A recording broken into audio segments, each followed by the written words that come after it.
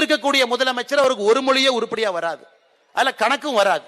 ஆனால் இவர் ஆட்சியில் உட்கார்ந்துகிட்டு இந்த மொழியை படி அந்த மொழியை படி என்று முதலமைச்சர் அவர் சொல்லிக் கொண்டிருக்கின்றார்கள். இளைஞர்கள் யோசிக்கணும். எனக்கு இளைஞர்களுக்கு என்னன்னா பெரிய சண்டையை நடந்து கொண்டிருக்கிறது. எனக்கு எந்த படம் ரிலீஸ் ஆனா முதல்ல 100 கோடி யாரு, 200 கோடி யாரு, 300 கோடி யாரு, அந்த மாய உலகத்திலிருந்து வெளியே வரணும். அரசியல் என்பது ஒரு படத்தின் மூலமாக தீர்மானிக்கப்படுவதல்ல.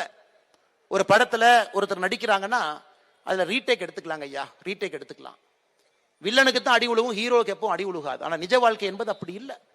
நிஜ வாழ்க்கை என்பது முற்றிலும் வேறு. ஒரு புரட்சி தலைவர் அவர்கள் அரசியல்ல மக்களுடைய மனதை எல்லாம் வென்று, இந்தியாவுடைய ஒரே ஒரு தலைவர் மக்களுடைய அன்பை சினிமாவில் இருந்து மக்களுடைய அன்பை ஜெயிச்சிருக்கிறாங்கன்னா ஒரு இதயம் அப்படிப்பட்ட ஒரு இதயம் புரட்சி தலைவருக்கு.